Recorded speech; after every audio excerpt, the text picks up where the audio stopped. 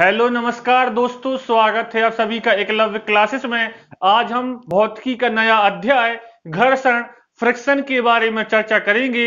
यह दैनिक जीवन में क्यों जरूरी है, कितने प्रकार का होता है, कौन से घर्षण बल का मान सबसे ज्यादा होता है, घर्षण बल की क्या विशेषताएं हैं, किन चीजों पर यह निर्भर करता है, क्या यह क्षेत्रफल पर निर्भर करता है, अन्य सभी जो भी प्रश्न हैं, जो भी डाउट्स हैं, आज हम सॉल्व करने वाले हैं। और जो भी प्रश्न इस चैप्टर से उठकर आए थे एग्जाम्स में, उन पर भी हम चर्चा करेंगे। वीडियो को शुरू करने से पहले यदि आपने हमारे चैनल को सब्सक्राइब नहीं किया है तो प्लीज सब्सक्राइब कर लीजिए, साथ ही बेल आइकन को प्रेस कर लीजिए, जिससे आगे आने वाली वीडियोस की नोटिफिकेशंस आप तक पहुंचती रहे। हम जल्द ही मैथमेटिक्स की क्लासेस चैनल पर स्टार्ट करने वाले हैं। तो चलिए वीडियो को शुरू करते हैं और जानते हैं कि घर्षण बल है क्या। तो आज का जो हमारा टॉपिक है वह है घर्षण या घर्षण बल क्या होता है। हम बचपन से पढ़ते आ रहे हैं, ठीक है, लेकिन कॉम्पिटिटिव एग्जाम्स में इस टॉपिक से क्या जरूरी है वह हमें देखना है। तो संपर्क में रखी दो वस्तुओं के मध्य, कोई भी वस्तु जो संपर्क में होती है या एक वस्तु किसी सतह के संपर्क में होती है, तो संपर्क में रखी दो वस्तुओं के मध्य एक प्रकार का बल कार्य करता है, जो क्या करता है, गति करने में वस्तु का विरोध करता है। क्या कहलाता है? यह घर्षण बल कहलाता है। घर्षण बल क्या होता है? हमेशा क्या करेगा? गति करने का विरोध करेगा, एक प्रकार का अवरोधक बल है। और क्या होता है? घर्षण बल सदैव, यह ऑब्जेक्टिव के रूप में पूछा जा चुका है रेलवे एनटीपीसी में। घर्षण बल सदैव वस्तु की गति की विपरीत दिशा में, कहा, वस्तु की गति की विपरीत दिशा में संपर्क तल के समानांतर या समांतर कार्य करता है।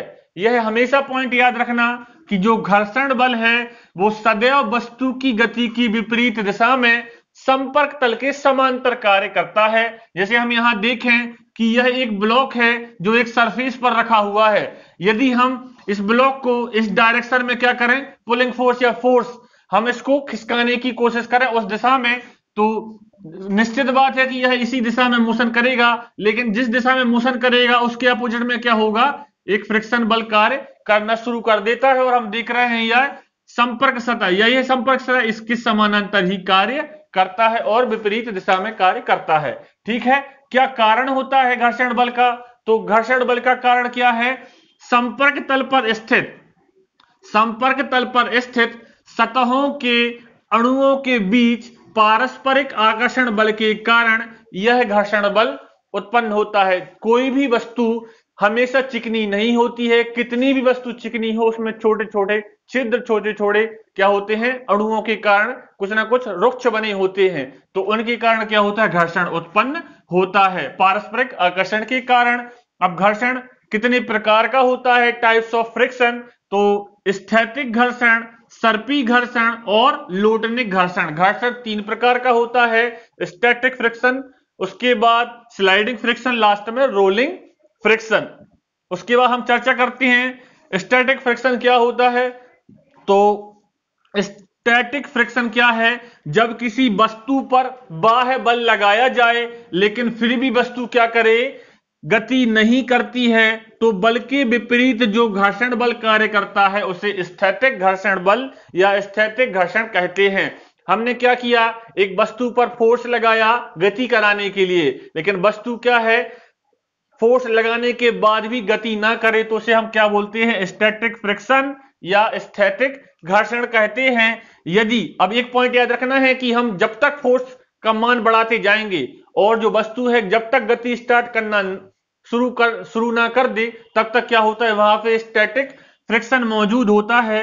यदि बल का मान धीरे धीरे बढ़ाया जाए, याद रखना, यदि बल का मान धीरे धीरे बढ़ाया जाए और जब तक वस्तु गति शुरू नहीं कर दे तब तक उस वस्तु पे क्या रहता है, स्थैतिक घर्षण बल कार्यरत रहता है। डायग्राम के थ्रू हमने दिखाया है कि यदि कोई यह ब्लॉक है या वस्तु है जो इस सतह पे क्या है, रखी हुई है, तो हमेशा जानते हैं कि वस्तु का वेट हमेशा कहां होता है, नीचे की ओर, W बराबर mg होता है।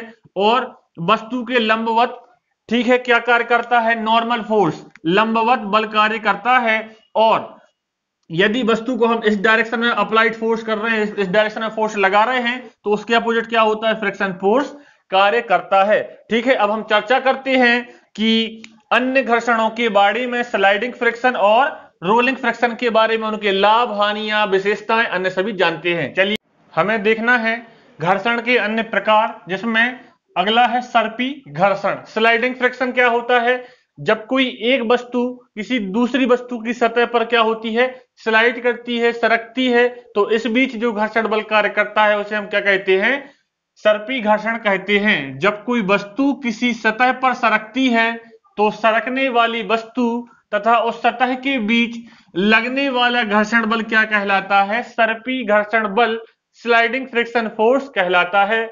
इसके बाद दूसरा अगला है लोटनिक घर्षण, रोलिंग फ्रिक्शन। क्या होता है, जब कोई वस्तु किसी सतह पर लुढ़कती है तो इस मध्य जो घर्षण बल कार्य करता है उसे क्या कहते हैं, लोटनिक घर्षण कहते हैं। जब एक वस्तु किसी दूसरी वस्तु की सतह पर लुढ़कती है तो दोनों वस्तुओं की सतहों के बीच लगने वाला बल क्या कहलाता है, लोटनिक घर्षण बल कहलाता है।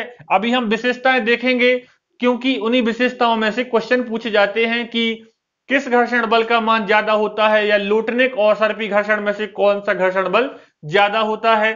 ठीक है, एक और विशेष प्रकार है सीमांत घर्षण। इसके बाद एक और घर्षण आएगा गतिक घर्षण, जी का, जिसको हम यही देख ले रहे हैं, गतिक घर्षण, काइनेटिक फ्रिक्शन।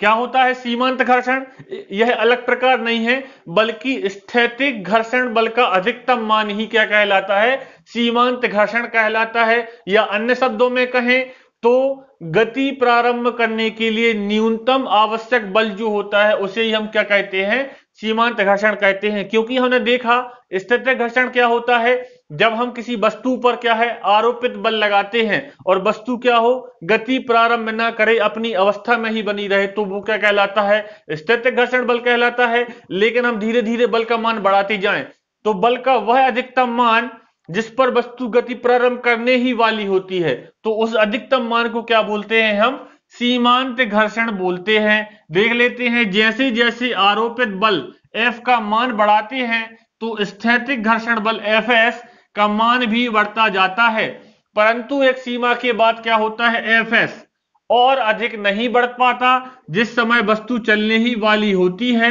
स्थैतिक घर्षण Fs कि इस अधिकतम मान को क्या बोलते हैं, सीमांत घर्षण बल कहते हैं। हमने देखा कि यह अलग प्रकार का घर्षण नहीं है, जो मैक्सिमम स्टैटिक फोर्स है उसी को क्या बोलते हैं, हम लिमिटिंग फ्रिक्शन या सीमांत घर्षण बोलते हैं। तो सीमांत घर्षण बल क्या होता है, गति प्रारंभ करने के लिए आवश्यक न्यूनतम बल के बराबर होता है। नॉर्मल परिभाषा से ही हमने यह बनाया है। इसके बाद एक नॉर्मल इक्वेशन है कि सीमांत घर्षण बल किसके अनुक्रमानुपाती होता है, तो अभिलंब प्रतिक्रिया जो नॉर्मल फोर्स होता है उसके समानुपाती होता है। Fs समानुपाती होता है किसके, अभिलंब प्रतिक्रिया या नॉर्मल फोर्स के। तो ये इसको जब इक्वल में बदलेंगे तो एक कोफिशिएंट आ जाता है, कोसेंट। ठीक है, Fs बराबर क्या होता है, म्यू एस इंटू आर, और यह म्यू एस क्या कहलाता है, स्थैतिक घर्षण गुणांक कहलाता है। और जब वस्तु, अब क्या होता है, जब वस्तु गति की अवस्था में होती है तो उनके मध्य जो घर्षण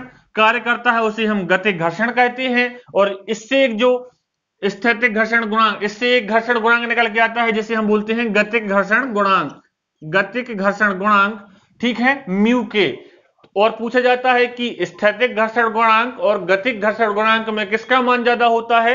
ठीक है, क्योंकि गतिक घर्षण गुणांक में क्या होता है, गतिक घर्षण में क्या होता है, वस्तु गति कर रही होती है, गति कर रही है मतलब घर्षण का मान कम होता है। ठीक है, तो जो म्यू के है उसका मान कम होता है, किससे, स्थैतिक घर्षण गुणांक से। तो याद रखने के लिए हमेशा याद रखना, क्वेश्चन कहीं से भी बन सकता है।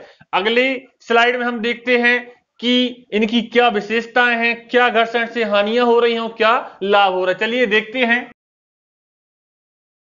हमें देखना है घर्षण की विशेषताएं और उनके लाभ और हानियां। ठीक है, तो क्या विशेषताएं हैं और इन्हीं में से क्या होता है, क्वेश्चंस पूछ लिए जाते हैं। सबसे पहला है, दो सतहों के मध्य लगने वाला घर्षण बल केवल सतहों की प्रकृति पर निर्भर करता है, ना कि उनके क्षेत्रफल पर। ऑब्जेक्टिव के रूप में पूछा जा चुका है, ठीक है। यह सतहों की प्रकृति, नेचर ऑफ सरफेसेस पर डिपेंड करता है, ना कि उनके क्षेत्रफल पर। क्षेत्रफल से कोई मतलब नहीं होता है, ठीक है। दूसरा है जो लोटनिक घर्षण है, लोटनिक घर्षण बल का मान सबसे कम और स्थैतिक घर्षण बल का मान सबसे अधिक होता है। लोटनिक घर्षण मतलब क्या होता है, रोलिंग फ्रिक्शन का मान सबसे कम होता है और स्लाइडिंग और स्टैटिक फ्रिक्शन का मान सबसे अधिक होता है। उसके बाद थर्ड है घर्षण बल को कम करने के लिए क्या होता है, मशीनों में स्नेहक, लुब्रिकेंट्स तथा बॉल बियरिंग्स लगाए जाते हैं, जो सर्पी घर्षण को क्या करते हैं, लोटनिक घर्षण में बदल देते हैं। बॉल बियरिंग्स के थ्रू क्या होता है, स्लाइडिंग फ्रिक्शन को किसमें, रोलिंग फ्रिक्शन में कन्वर्ट कर दिया जाता है। उसके बाद क्या होता है, दो ठोस सतहों के मध्य घर्षण अधिक होता है। यह भी सबसे इंपॉर्टेंट था कि दो ठोस सतहों के मध्य घर्षण सबसे ज्यादा, द्रव द्रव लिक्विड लिक्विड सरफेसेस के मध्य घर्षण उससे कम। और उसके बाद वायु और ठोस सतहों के बीच घर्षण सबसे कम होता है। अब हम देखते हैं लाभ और हानियां। तो लाभ में क्या है, घर्षण के कारण ही मनुष्य सीधा खड़ा रह पाता है और चल पाता है। सबसे बड़ी प्रॉपर्टी कह लो, सबसे बड़ा फैक्टर कह लो कि इसके कारण ही जो मनुष्य है वो गति कर पा रहा है, ठीक है। और यदि घर्षण ना हो तो जो सड़कों पर घर्षण ना हो तो क्या है, पहिए फिसलने लगेंगे, वो भी एक रीजन है। और थर्ड, यदि पट्टी और पुली के बीच घर्षण ना हो, जो बड़ी बड़ी चक्कियों में, मोटर्स में क्या होता है, पट्टी और पुलियों के बीच में यदि घर्षण ना होता तो पट्टा क्या है, मोटर के पहिए को घुमा नहीं सकता, ठीक है। यह हमने लाभ देखे। हानियां, सबसे बड़ी हानि यही होती है कि ऊर्जा का क्षय होता है, ऊर्जा गलत रूप से क्या होती है, अव्यय हो जाती है। तो मशीनों में घर्षण के कारण क्या होता है, ऊर्जा का अव्यय होता है, मतलब क्षय होता है और टूट फूट अधिक होती है। देखा कोई मशीन जो है कंटिन्यूअसली रन कर रही हो तो गर्म हो जाती है और गर्म होने के बाद खराब भी हो सकती है। तो यही सबसे बड़ा कारण है कि घर्षण उसमें ज्यादा हो रहा है। उसको कम करने के लिए हम क्या करेंगे, लुब्रिकेंट्स का यूज करेंगे। उसके बाद अगला है मशीनों के पुर्जे अत्यधिक घर्षण के कारण क्या होते हैं, घिस जाते हैं, खराब हो जाते हैं, ठीक है। तो यह सभी घर्षण के मतलब क्या थे, हानियां थी, लाभ थे और विशेषताएं थी। तो यहां हमारा जो घर्षण टॉपिक है कंप्लीट होता है। यदि आपको हमारी वीडियोस पसंद आ रही हो तो प्लीज लाइक शेयर सब्सक्राइब कीजिए, ज्यादा से ज्यादा इसे शेयर कीजिए, क्योंकि हमारी जो फैमिली है, जो हमारा जो भी सहयोग है वो आपके थ्रू ही हो रहा है। आप सपोर्ट करेंगे तो हमारे चैनल को सपोर्ट मिलेगा, प्यार मिलेगा। तो प्लीज कंटिन्यूअसली अपना प्यार और सपोर्ट देते रहें। तो मिलते हैं कल, तब तक के लिए धन्यवाद। Peter Pan, that's what they call me. Promise that you'll never be lonely.